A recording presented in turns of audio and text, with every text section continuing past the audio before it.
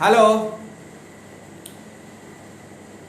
फिर एक ratio analysis का धमाकेदार सम। रेशियो एनालिसिस में मैंने अब तक आपको trading account, PL account, balance sheet और नॉर्मल कुछ सम सिखाए हैं। आज हम लोग रेशियो एनालिसिस में ही प्रोप्राइटर्स फंड का स्टेटमेंट कैसे बनाया जाता है ये आपको सिखाएंगे। प्रोप्राइटर्स फंड कहने का मतलब हो गया जो शेयर होल्डर्स फंड होते हैं उसको आप एसेट्स अप्रोच से और लायबिलिटी अप्रोच से फाइंड आउट करते हो। शेयर होल्डर फंड में equity share capital, preference share capital वगैरह वगैरह आपका होता है और रिजर्व एंड सरप्लस और माइनस फिक्सिशियस एसेट्स होता है। और इसका एसेट्स अप्रोच जो होता है वो होता है fix assets plus current assets minus current liabilities. कैसे करें हम लोग ये सब चीज जानने के लिए हम लोग एक स्पेसिमेन क्वेश्चन खोजे हैं और ये स्पेसिमेन क्वेश्चन जो है ये 1992 बहुत पुराना सम है, 1992 में आया हुआ है। इसमें हम लोग टॉपिक में लिखा हुआ है preparation of proprietors fund. Proprietors fund आप कैसे बनाओगे और प्रोप्राइटर्स फंड में यहाँ पर डेटर वेलोसिटी दिया हुआ है। वेलोसिटी मतलब डेटर्स का कलेक्शन पीरियड जो है वो आपका 3 मंथ्स है। स्टॉक जो है वो 3 बार 4 बार खरीद कर बेच दिया जाता है बाजार में। इसके बाद क्रेडिटर्स जो है उनसे 2 बार खरीद कर उनका पेमेंट कर दिया जाता है। दो बार नहीं, 2 महीना में आप उसको टर्नओवर कर लेते हो, मतलब 2 महीना में आप उसको पेमेंट कर देते हो, आपका पेमेंट पीरियड है। जीपी रेशियो 25% है, कैपिटल टर्नओवर रेशियो 3 है, फिक्स एसेट्स टर्नओवर रेशियो 4 है।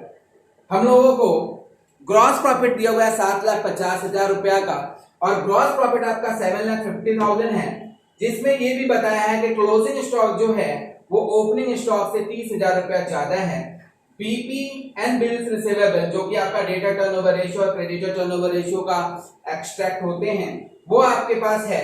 और बैंक ओवरड्राफ्ट भी 1,10,000 दिया हुआ है। नेसेसरी एजम्पशंस आपको आप जैसा सोचते हो, मतलब जिस तरह का होना चाहिए, कुछ भी मत सोच लेना, जिस तरह का होना चाहिए वो आप एज्यूम कर सकते हो। ये है आपका सम। अब हम लोग सम के अंदर जाएंगे तो कहां से जाएंगे, क्योंकि यहां पर आप देखिएगा एक तरह से ग्रॉस प्रॉफिट रेशियो आपके पास है, ये है gross profit ratio. Gross profit ratio जो है और क्वेश्चन में ग्रॉस प्रॉफिट भी आपके पास मौजूद है। इससे कम से कम हम लोग टर्नओवर निकाल सकते हैं, सेल्स निकाल सकते हैं, रेवेन्यू फ्रॉम ऑपरेशन निकाल सकते हैं। तो हम लोग क्या लिखेंगे, since gross profit is ₹7,50,000 and GP rate is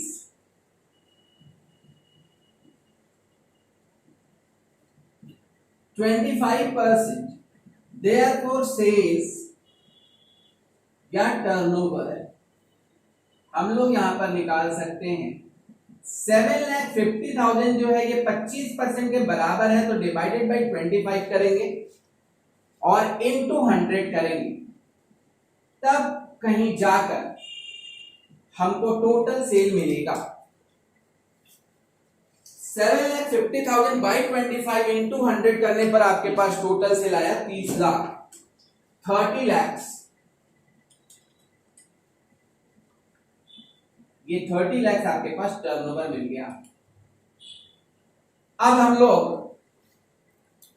30 lakhs जब आपके पास टर्नओवर मिल गया तब हम लोग यहां पर ये यूज करेंगे कि किस तरह से आपके पास टर्नओवर तो आपको 30 lakhs मिल गया। अब हमारे पास इतने सारे रेशियो हैं, डेटर वेलोसिटी है, स्टॉक वेलोसिटी है, क्रेडिटर वेलोसिटी है। तो सबसे पहले स्टॉक वेलोसिटी के लिए आपको cost of revenue from operation चाहिए, मतलब कॉस्ट ऑफ सेल्स चाहिए। तो हम लोग यहीं पर कॉस्ट ऑफ सेल्स भी निकाल लेते हैं, क्योंकि इसका फॉर्मूला होता है कॉस्ट ऑफ सेल्स या कॉस्ट ऑफ टर्नओवर या cost of revenue from operation. आप निकालोगे तो 30 लाख आपका सेल है, इसमें से 7,50,000 हम लोग माइनस कर देंगे, तो स्टॉक वेलोसिटी के लिए जो अवेलेबल टर्म्स है वो हमारे लिए मौजूद हो जाएगा, जो कि है 22,50,000। तो कॉस्ट ऑफ सेल्स भी आपके पास मौजूद हो गया।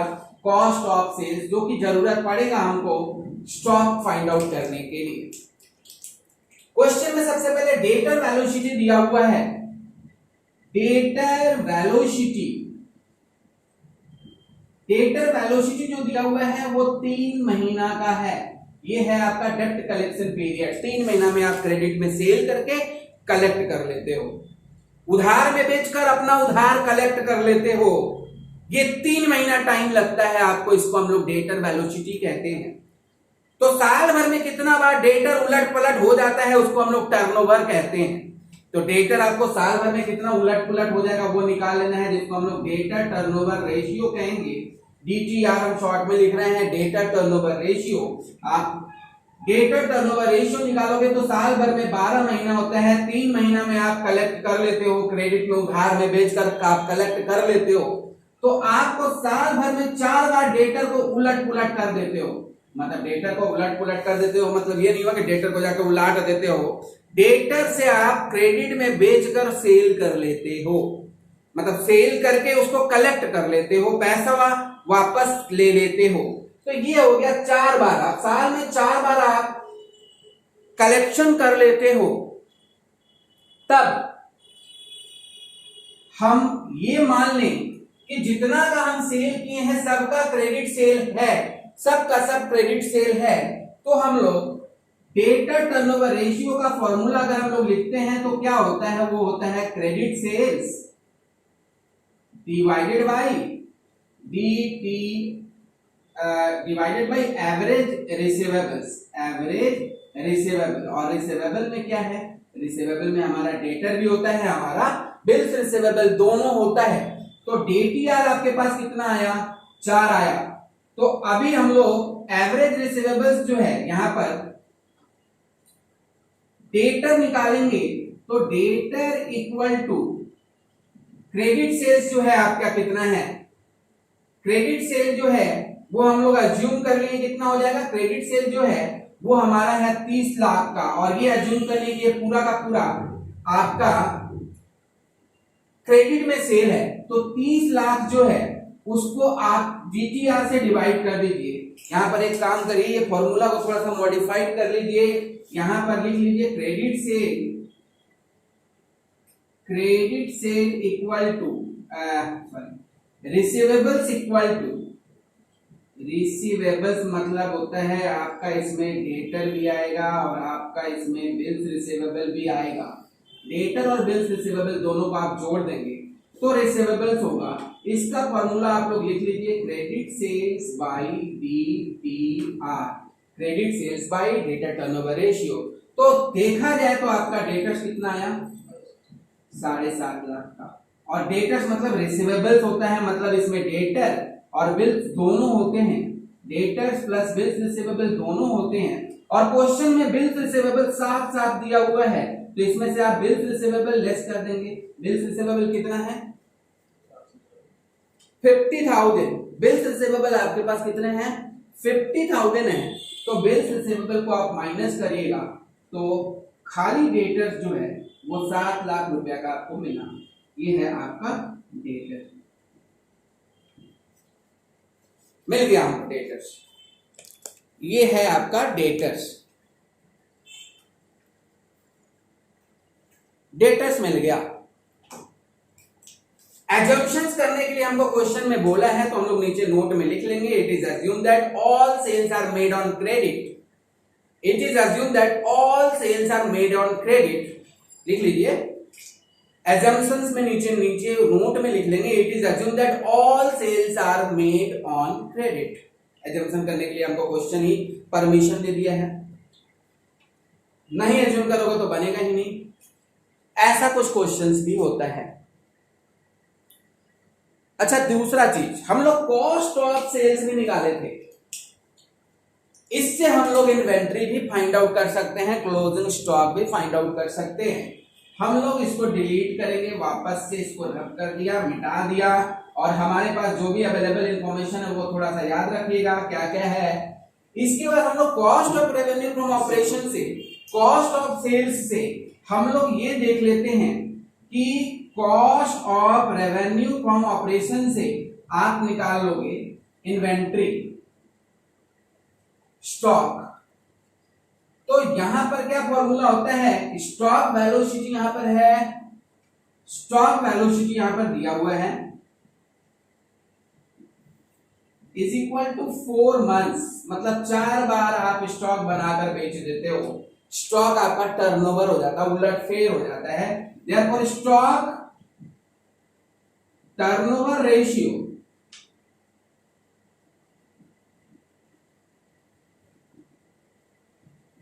इज इक्वल टू 12/4 करोगे तो 3 टाइम्स ये टर्नओवर हो जाता है, 3 टाइम्स ये टर्नओवर हो जाता है। स्टॉक टर्नओवर रेशियो का फॉर्मूला होता है cost of revenue from operation, मतलब cost of sales divided by average receivable, sorry average stock. Average stock, stock का मतलब इन्वेंट्री है, नया भाषा में इसको बोला जाता है, पुराना समय इसलिए स्टॉक वर्ड है। इसके बाद स्टॉक टर्नओवर रेशियो हमको पता है 3 टाइम्स है, cost of revenue from operation हमको पता है 22,50,000 है, तो एवरेज स्टॉक हम लोग फाइंड आउट कर लेंगे।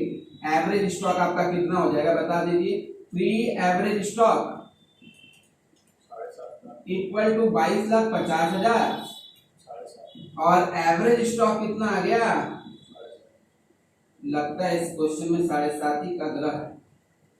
22,50,000 डिवाइडेड बाई 3, एवरेज स्टॉक कितना हो गया, फिर से वही 7.5 लाख। 7.5 लाख बहुत है इस क्वेश्चन में, है ना। 7.5 लाख रुपया एवरेज स्टॉक आ गया। अब एवरेज स्टॉक आ गया तो आप इससे क्लोजिंग स्टॉक भी फाइंड आउट कर सकते हो, ओपनिंग स्टॉक भी फाइंड आउट कर सकते हो, क्योंकि क्वेश्चन में ये बात बोला गया है कि क्लोजिंग स्टॉक ओपनिंग स्टॉक से 30,000 ज्यादा है। जब आपके पास एवरेज स्टॉक आ ही गया है 7.5 लाख का, तो यहां पर हम लोग लिखेंगे एवरेज स्टॉक का मतलब क्या होता है। एवरेज स्टॉक का मतलब होता है opening stock plus closing stock by 2। Average stock आपके पास कितने हैं, 7.5 लाख। ओपनिंग स्टॉक तो ओपनिंग स्टॉक ही रहेगा, लेकिन हमको ये पता है कि क्लोजिंग स्टॉक जो है वो ओपनिंग स्टॉक से 30,000 ज्यादा है। 30,000 ज्यादा है क्या, 30,000 ज्यादा है।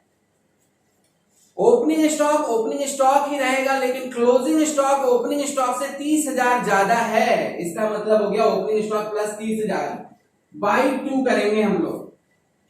अब इसको हम लोग सॉल्व कर लिया। 7,50,000 equal to 2 opening stock plus 30,000, ये आप सॉल्व करिएगा तो आपके पास ओपनिंग स्टॉक कितना आ जाएगा बताओ तो। हाँ,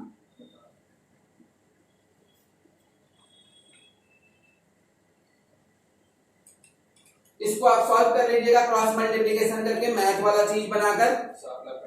तो 7,35,000 आपका आ गया ओपनिंग स्टॉक, और ये पता है हमको कि क्लोजिंग स्टॉक जो है वो इससे 30,000 ज्यादा है, तो इस पे आप 30,000 और ऐड कर दोगे।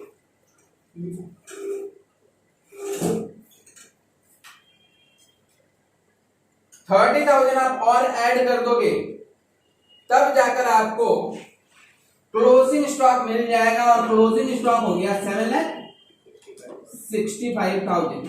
ये दोनों चीज हमको चाहिए करंट एसेट्स के लिए, तो हमारे पास ये भी मिल गया 7,35,000 और 7,65,000। तो ये हम लोग निकाल लिया क्रेडिटर्स, और ये हम लोग निकाल लिया ये हम लोग निकाल लिए क्या, स्टॉक वगैरह डेटर हम लोग निकाल ही चुके थे। अब हमको क्रेडिटर वेलोसिटी का यूज करके क्रेडिटर भी निकाल लेना पड़ेगा। क्रेडिटर वेलोसिटी का यूज करके क्रेडिटर भी निकाल लेंगे, लेकिन उससे हमको क्रेडिट परचेज मिलेगा, और क्रेडिट परचेज आपके पास है, आपके पास है ही नहीं। आपके पास है क्रेडिट परचेज नहीं है, लेकिन निकाल सकते हैं। छोटा सा एक तो ट्रेडिंग अकाउंट बनाएंगे, छोटा सा माचिस के तिल्ली जैसा, और उस ट्रेडिंग अकाउंट से आप परचेज को बैलेंसिंग फिगर बना सकते हो। तो यहां पर हमारे पास सब कुछ मौजूद है, सेल्स भी है, ओपनिंग स्टॉक भी है, क्लोजिंग स्टॉक भी है, तो परचेज निकालना कोई बड़ा बात नहीं होगा। परचेज हम लोग फाइंड आउट कर सकते हैं। तो यहां हम लोग करेंगे क्या, एक छोटा सा ट्रेडिंग अकाउंट बना लिया, अभी अभी तो हम लोग ओपनिंग स्टॉक निकाले हैं, ये ट्रेडिंग अकाउंट बना लिया जिससे हम लोग क्रेडिट परचेज निकालेंगे। इसमें तो हम लोग अभी अभी ओपनिंग स्टॉक निकाले हैं, कितना निकाले बोलो तो 7,35,000। बाई सेल्स तो हम लोग निकाले ही हैं 30 लाख का। बाई क्लोजिंग स्टॉक तो हम लोग निकाले हैं 7,65,000 का, है ना। टू ग्रॉस प्रॉफिट हमको क्वेश्चन में ही परोस कर दिया है 7,50,000 का। तो इसका बैल फिगर जो आएगा, ये दोनों को जोड़ के सबको माइनस करके जो बैल फिगर आएगा वो होगा टू परचेजेस। और आप लोग अब पता कर लो कितना होगा परचेजेस।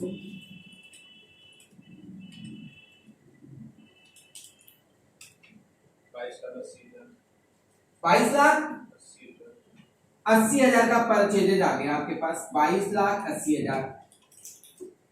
इन दोनों को जोड़ेंगे 30 लाख और इससे 37,65,000 और इसमें से इन दोनों को माइनस करेंगे तो हमको 22,80,000 का परचेजेज मिल गया। जब 22,80,000 का परचेजेज मिल जाएगा तो हम लोग ये वाला फॉर्मूला जो क्रेडिटर वेलोसिटी है उसको भी यूज कर लेंगे और हमको मिल जाएगा क्या, क्रेडिटर्स। हमको मिल जाएगा क्रेडिटर्स। ये हम लोग यहाँ पे एक बार मिटा देते हैं और हम लोग अब क्रेडिटर्स को पाने के लिए चलते हैं। क्रेडिटर्स कितना होगा, इसके लिए हम लोगों को करना होगा क्या, creditors velocity. Creditors velocity, velocity जो है मतलब इतना कितना साल भर में आप कितना महीना में क्रेडिटर को पेमेंट कर देते हो। तो क्रेडिटर वेलोसिटी यहां पर है, कितना है भाई, 2 महीना में आप क्रेडिटर्स को पेमेंट कर देते हो। तो साल भर में कितना बार क्रेडिटर का पेमेंट आप घुमा देते हो, क्रेडिटर को पेमेंट कर देते हो 12/2 = 6 बार, 6 टाइम्स आप क्रेडिटर को उलट फेर कर देते हो, मतलब पेमेंट कर देते हो, उसके मुंह पे 6 बार पैसा मारते हो पूरा साल भर में। क्रेडिटर जब आपको मिला, क्रेडिटर्स का टर्नओवर हो गया, देयरफॉर पेएबल्स, क्रेडिटर को हम लोग पेएबल्स कहेंगे क्योंकि इसमें हम लोगों का बिल्स पेएबल अलग से स्पेसिफाइड किया है। तो इसमें क्रेडिटर्स भी है और बीपी भी है, बिल्स पेएबल भी है। तो पेएबल्स के लिए हम लोग लिखेंगे क्या, क्रेडिट परचेजेस बाय सीटीआर। नया वर्ड यूज किया creditor velocity, creditor turnover ratio के लिए सीटीआर। अब हम लोग क्रेडिट परचेजेस हम लोग निकाले थे 22,80,000 का हुआ था, डिवाइडेड बाय 6 टाइम्स करेंगे तो हमारे पास टोटल पेएबल आ जाएगा, कितना आया, 3,80,000 का हमारे पास टोटल पेएबल आ गया। और क्वेश्चन में आपके पास बिल्स पेएबल अलग से स्पेसिफाइड करके दिया हुआ है, वो बिल्स पेएबल कितना है, 45,000। तो साफ साफ क्रेडिटर जो निकला वो कितना निकला, 3,35,000 आपका क्रेडिटर्स निकला। ये आपका क्रेडिटर्स हुआ। तो हम लोग लगभग करेंट एसेट्स के सब चीज पा चुके हैं। कैश एंड कैश इक्विवेलेंट आपके पास है नहीं। अब हम लोग खाली फिक्स एसेट्स अगर पा लेते हैं एक बार, फिक्स एसेट्स टर्नओवर रेशियो जो है, क्योंकि यहां पर क्वेश्चन में कैपिटल टर्नओवर से फिक्स एसेट्स टर्नओवर रेशियो से आपको फिक्स एसेट्स निकल जाएगा। फिक्स एसेट्स टर्नओवर रेशियो का जो फॉर्मूला है वो है fix assets by turnover.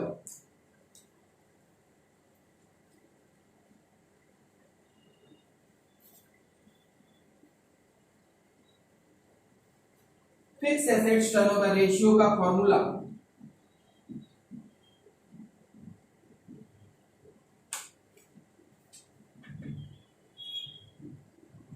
Fix assets by turnover.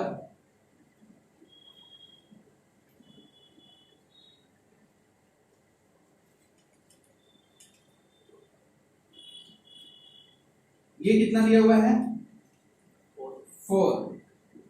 Fix assets आपके पास है नहीं, टर्नओवर आपके पास है 30 लाख।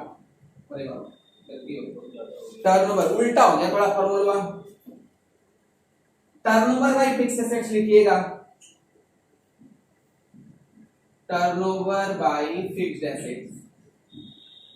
टर्नओवर है 30 लाख का, फिक्स एसेट्स आपके पास फिक्स एसेट्स ही रहेगा, तो 4 फिक्स एसेट्स हो गया 30 लाख, तो फिक्स एसेट्स हो गया, फिर से वही 7.5 ही का 10 आ गया रे भाई, 7.5 लाख। फिक्स एसेट भी मिल गया कितना हमको, 7.5 lakh. Fix asset plus current assets minus current liabilities equal to proprietors fund होता है। हमारे पास फिक्स एसेट्स है, हमारे पास करंट एसेट्स में इन्वेंट्री है, रिसीवेबल्स है, कैश एंड कैश इक्विवेलेंट आप निकाल ही नहीं सकते हो, क्योंकि क्वेश्चन में ऐसा कोई इंफॉर्मेशन नहीं है कि आप कैश एंड कैश इक्विवेलेंट पता कर सकते हो। हमारे पास अब क्या है, हमारे पास फिक्स एसेट्स भी पता चल गया, हमारे पास करंट एसेट्स भी पता चल गया, और करंट लायबिलिटीज का भी डिटेल्स हमारे पास है, जिसमें क्रेडिटर्स और बैंक ऑडिट तो आपके क्वेश्चन में ही है। तो हम लोग क्यों इतना मेहनत करेंगे प्रोप्राइटर्स फंड के लिए, हमारे पास fix assets plus current assets minus current liabilities आ जाए तो लायबिलिटी अप्रोच में जाने का जरूरत ही नहीं है। और वैसे भी क्वेश्चन इंडिकेट कर रहा है कि आप एसेट्स अप्रोच से बनाइए, तभी तो डेटर टर्नओवर, क्रेडिटर टर्नओवर वगैरह वगैरह दिया हुआ है। तो हम लोग अब अज्यूम करने के लिए बोला ही है, तो हम लोग आगे क्यों जाएं, हम लोग यहीं पे ये अज्यूम कर लेंगे कि हम लोग इसको एसेट्स अप्रोच से बना रहे हैं, और हम लोग एक स्टेटमेंट दिखाएंगे finally, statement of proprietors fund.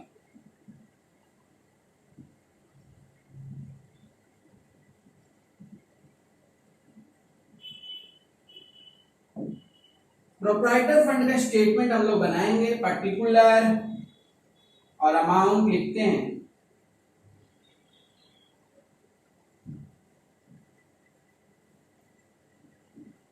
Fixed assets हमारे पास है कितना है, 7.5 लाख का। करंट एसेट्स हमारे पास है, इसमें इन्वेंटरी है, इन्वेंटरी कितना है, क्लोजिंग स्टॉक निकाले थे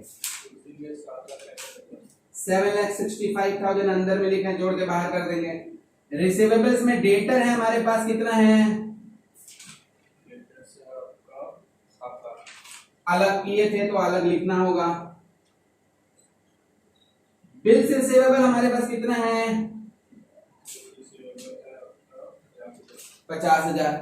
कैश एंड कैश इक्विवेलेंट आपको दिखाई नहीं दे रहा है, इसलिए हम लोग क्या करेंगे, इसीलिए हम लोग इतना को ऐड कर देंगे और ऐड करके बाहर फेंक देंगे, ऐड करके बाहर फेंक देंगे। कितना हुआ, वही कर दो, 15,15,000 दोनों को जोड़ेंगे,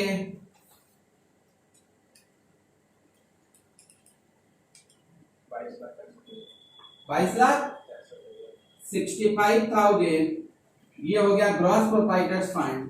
इसमें से लेस करेंगे एक्सटर्नल लायबिलिटी, एक्सटर्नल लायबिलिटी, और एक्सटर्नल लायबिलिटी में हमारे पास करंट लायबिलिटी ही है। करंट लायबिलिटी में बताओ ट्रेड पेएबल कितना था, 45,000। अच्छा 45 और वो हुआ ट्रेड पेएबल मतलब दोनों, ट्रेड पेएबल मतलब हो गया आपको दोनों लिखना है। क्रेडिटर कितना था, 3,80,000। और बैंक बॉडी आपके क्वेश्चन में ही है, 1,10,000। बैंक बॉडी क्वेश्चन में कितना है, 1,10,000। सब जोड़कर और तो कुछ नहीं है आपके पास।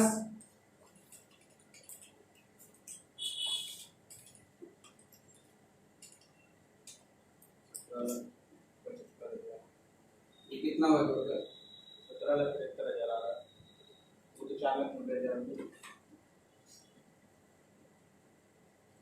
माइनस करिए, 17,75,000 आपके पास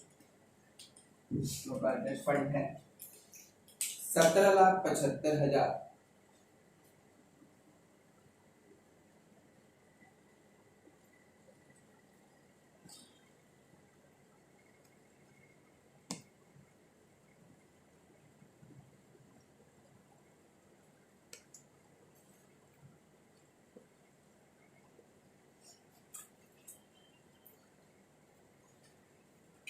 यहाँ से रिजर्व सरप्लस वाला वाला करके निकाल सकते हैं ना। हाँ, कैपिटल टर्नओवर रेशियो से भी कर सकते हो, रिजर्व सरप्लस वाले इसको अलग करो।